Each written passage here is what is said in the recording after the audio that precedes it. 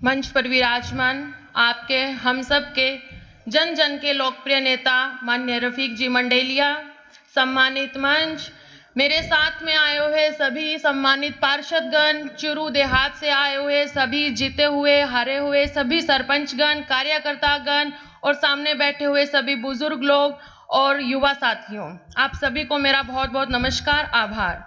जैसा कि आप सभी लोगों को पता है, आज हम लोग यहाँ पर राजस्थान सरकार के श्रीमान मुख्यमंत्री अशोक जी गहलोत के द्वारा 2 साल बेमिसाल और साथ ही में नगर परिषद चुरू का सफलतापूर्वक पूर्ण किया हुआ 1 साल का आज हम समारोह कर रहे हैं।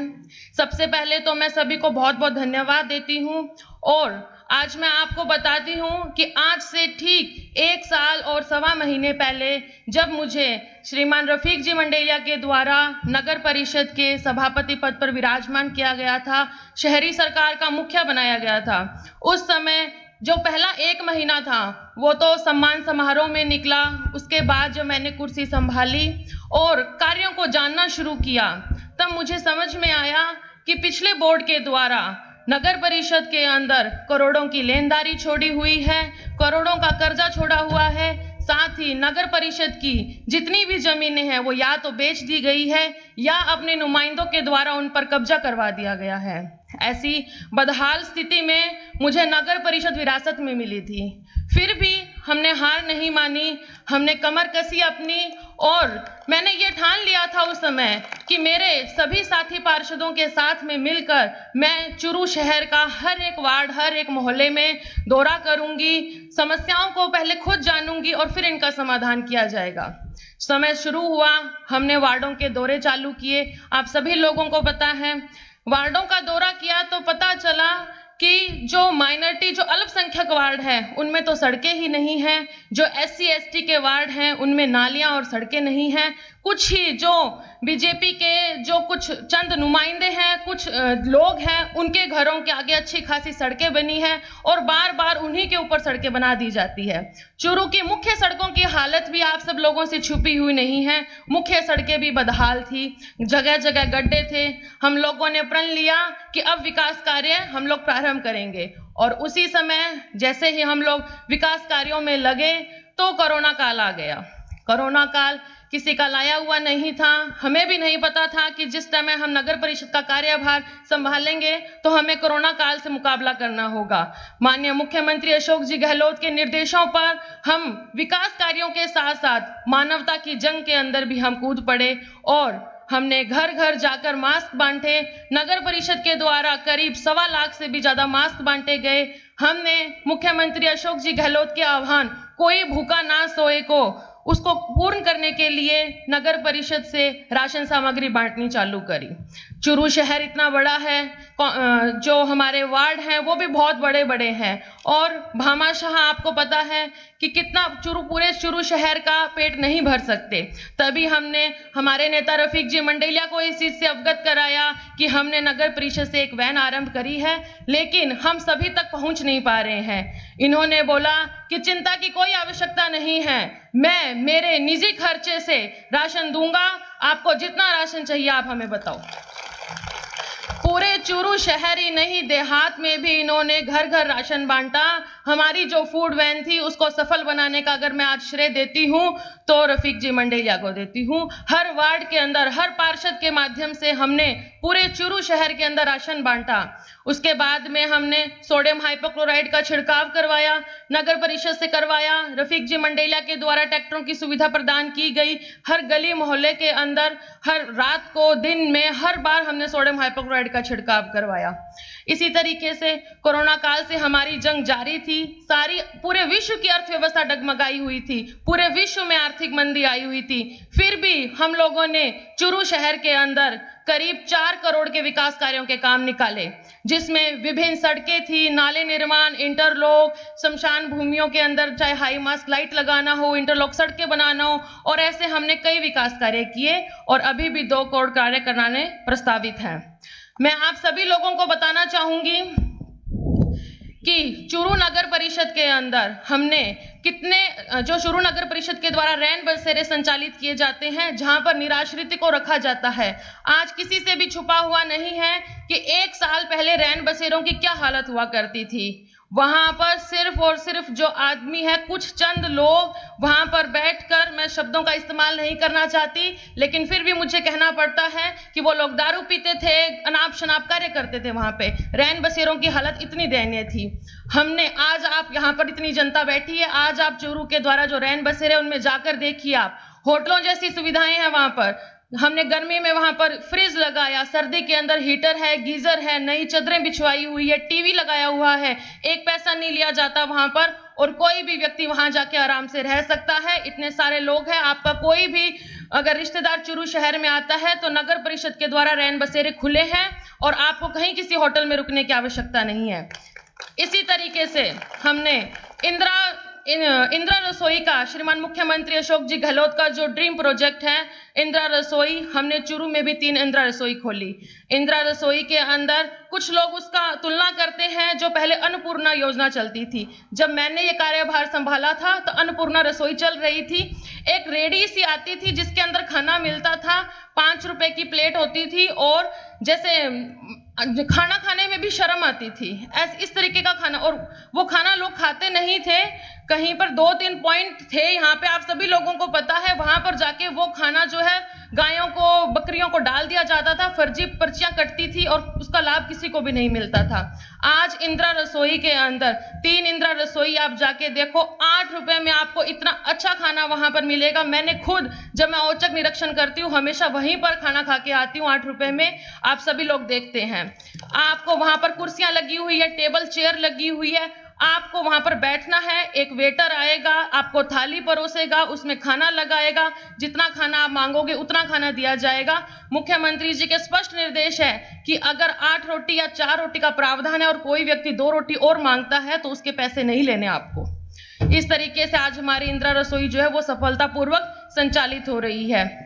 इसी कड़ी के अंदर जो गाजसर की गिनानी, गाजसर गांव में एक गिनानी है, चूरू शहर का गंदा पानी सारा वहीं जाता है। उस समस्या से आज कोई भी व्यक्ति जो है उसे ऐसा नहीं है कि वो अवगत नहीं है। हर कार्यकाल में हर साल गाजसर की गिनानी टूटती आई है, लेकिन मैं आज बहुत ही प्राउड से ये बात कहती हूं कि मैंने पिछले 1 साल के कार्यकाल में एक बार भी गाजसर की गिनानी नहीं टूटने दी। हमने एक बार भी उस गाजसर की गिनानी के टूटने के नाम पर नगर परिषद से 1 पैसा नहीं उठाया। गाजसर की गिनानी से आज जो गाजसर के जो गांव हैं, जो हमेशा उससे डरे हुए रहते हैं, आज पूर्णतः सुरक्षित है, और हमने उसका प्रोजेक्ट रिपोर्ट बनाकर मुख्यमंत्री महोदय के सामने पेश कर दी है। जैसे ही बजट स्वीकृत होता है, मेरे पूर्ण आशा है कि बजट स्वीकृत होते ही रफीक जी मंडेलिया के प्रयासों से, जैसे ही इनको समय मिलेगा, ये वहां मुख्यमंत्री जी से बात करेंगे और गाजसर की गिनानी के लिए एक जो परमानेंट समाधान है, एक स्थायी समाधान होगा, और इससे हम पूरे चूरू शहर को इससे छुटकारा दिलाएंगे। इतना ही नहीं, चूरू शहर के अंदर हमने जो 30 लाभार्थियों को 2-2 लाख रुपए के लोन दिलाए हैं, साथ ही में 61 लोगों को 10-10 हजार के लोन दिलाए हैं। और जो कोरोना काल जब चल रहा था, जितने भी जो ठेले लगाने वाले लोग होते हैं उन सभी को 2,500 हजार रुपए की सहायता राशि उस समय दी गई थी। उस समय पिछले कार्यकाल में न जाने क्यों जो ये ठेले लगाने वाले हैं इनका रजिस्ट्रेशन नहीं किया गया था। हमने उस समय 69 इतने ही पथ विक्रेता थे, मुझे बड़ा दुख हुआ। मैंने बात करी डीएलबी, मैंने कहा सर मेरे तो यहाँ पे रेडी लगाने वाले बहुत से लोग हैं, तो क्या मैं ये 70 में भी एक कम इतने ही लोगों को लाभ दिला पाऊंगी? तो वो बोले कि आपने पंजीयन नहीं करवाया है।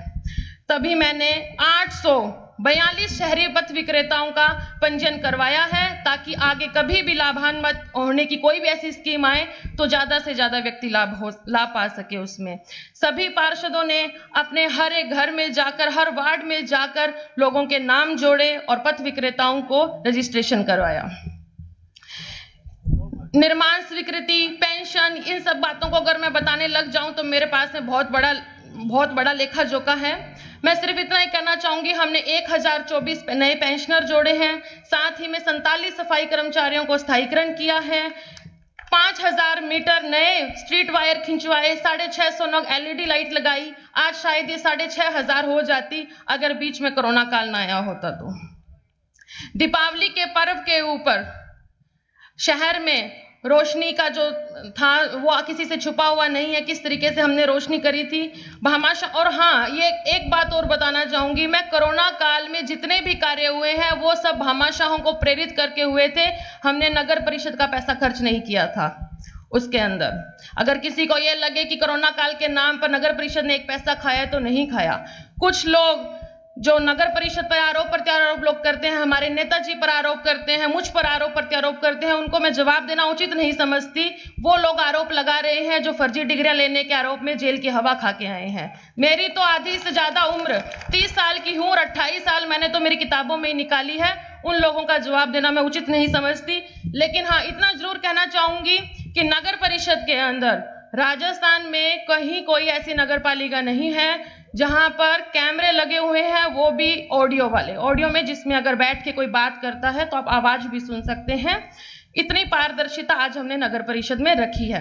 कोई भी व्यक्ति वहां पर, कोई भी कर्मचारी, कोई भी अधिकारी, और मेरे स्वयं के भी कक्ष के अंदर कैमरे लगे हुए हैं, तो भ्रष्टाचार की तो बात ही नहीं आ सकती।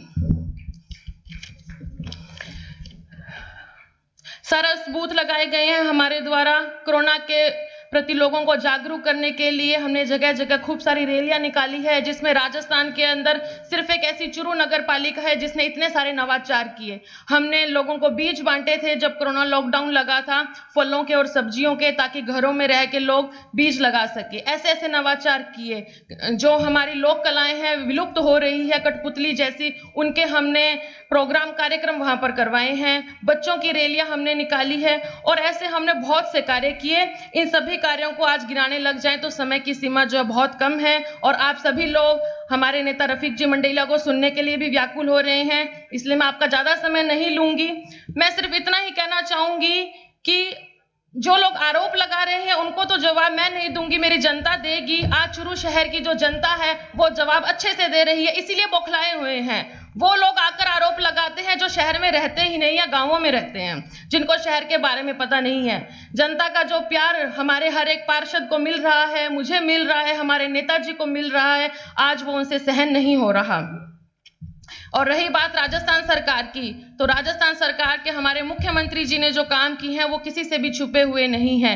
उन्होंने अभी 25 अप्रैल को रीट की परीक्षाओं के लिए भी उन्होंने अनुमति दे दी है। साथ ही में जो पेंशन है, बेरोजगारी भत्ता है, सभी उन्होंने जो 700 उन्हीं की शुरू की गई है और आज उन्हीं ने उसको 3500 तक बढ़ा दिया है। अभी किसी कारणवश जो कोरोना काल उस वजह से रुकी हुई है, लेकिन जिस दिन आएगी तो ये मान लीजिए जैसे हम आरडी जमा कराते हैं वैसे ही वो जमा हो रही है। एक साथ आएगी तो वो पैसा एक साथ काम आ जाएगा। इसी तरीके से हमारे मुख्यमंत्री महोदय जी ने अपने जो 2 साल पूर्ण किए हैं, आर्थिक मंदी उन्होंने भी झेली है। केंद्र की सरकार है, केंद्र सरकार के द्वारा कोई सहायता मुख्यमंत्री जी को नहीं दी जाती, कोई सेंटर से फंड नहीं आता, उसके बावजूद भी उन्होंने राजस्थान को नए आयाम स्थापित किए हैं, पूरे विश्व भर में एक नई पहचान दिलवाई है। हमारे मुख्यमंत्री अशोक जी गहलोत, आज जो किसानों का ब्याज की, किसानों के जो लोन की कर्ज मुक्ति की जो बात होती है, जो बड़े बड़े नेता आरोप लगाते हैं, मैं आप सभी को बताना चाहूंगी कि हमारे मुख्यमंत्री अशोक जी गहलोत ने राज्य सरकार जितने भी स्टेट बैंक है उनके जितने भी लोन थे वो किसानों के माफ कर दिए हैं। जो कर्ज माफ नहीं हुआ है वो केंद्रीय बैंक है, उसके लिए हमारे प्रधानमंत्री जी को अनुमति देनी होगी। और इसके लिए हमारे मुख्यमंत्री जी बार बार पत्राचार भी कर रहे हैं कि जो केंद्रीय बैंकों से लोन लिए हुए हैं वो भी ताकि किसानों के माफ किए जा सके। मुख्यमंत्री जी ने 50% से भी ज्यादा अपने वादे पूरे कर दिए हैं और आगे भी पूरे करेंगे। अभी भी घोषणाएं हुई है, कई जो कल का जो मुख्यमंत्री जी का कार्यक्रम था उसमें कई घोषणाएं हुई है। मैं आपको बता के समय व्यर्थ नहीं करूंगी क्योंकि आजकल सोशल मीडिया का जमाना है, अखबारों में और सोशल मीडिया पे सब दिखता और सुनता है। मैं सिर्फ इतना ही कहना चाहूंगी कि जिस तरीके से आप सभी लोगों का प्यार हमें मिलता है आगे भी मिलता रहे। मेरे साथ में बैठे हुए सभी पार्षदगणों का मैं बहुत दिल से धन्यवाद देती हूं जिन्होंने कंधे से कंधा मिलाकर मेरा साथ दिया। इस कोरोना काल के दौरान इन्होंने साथ दिया, घर घर जाकर इन्होंने भी राशन बांटे हैं, अपने हाथों से पार्षदों ने गलियों में मोहल्लों में छिड़काव भी करवाया है। मैं हमारे नेता रफीक जी मंडेलिया का बहुत बहुत धन्यवाद दे रही हूँ। उन्हीं के कारण मैं आज उन्हीं के आशीर्वाद से आप सबके सामने बोल रही हूँ। उन्होंने मुझे ये कुर्सी संभलाई है और मैं उम्मीद करती हूँ कि आप सब लोगों को भी जो हमारा कार्य है वो अच्छा लग रहा होगा। जनता से भरपूर प्यार मिलता है। मैं फिर से आपको बहुत बहुत धन्यवाद दूंगी। कहना तो बहुत कुछ चाहती हूँ, लेकिन समय की सीमा है। आप सभी लोगों को मेरा दिल से आभार, नमस्कार। रफीक जी मंडेलिया, आपको इस मंच के माध्यम से मैं फिर से एक बार दिल से धन्यवाद देती हूँ कि आपने मुझे इतना बड़ा पद जो है वो इसी छोटी सी उम्र के अंदर संभलाया, और मेरी पूरी कोशिश रहेगी कि आगे आने वाले 4 सालों में भी मैं इसी ऊर्जा के साथ में काम करती रहूं। और अगर अभी तो कोरोना काल है, जैसे ही कोरोना काल खत्म होता है, आपको हमारे नगर परिषद के जो कार्य है वो आपको जवाब देंगे कि नगर परिषद क्या कार्य किए हैं, कांग्रेस के बोर्ड ने क्या कार्य किए हैं। आप सभी लोग यहाँ पर इतनी बड़ी संख्या में आए, उसके लिए धन्यवाद। जय हिंद, जय भारत, जय कांग्रेस, विजय कांग्रेस।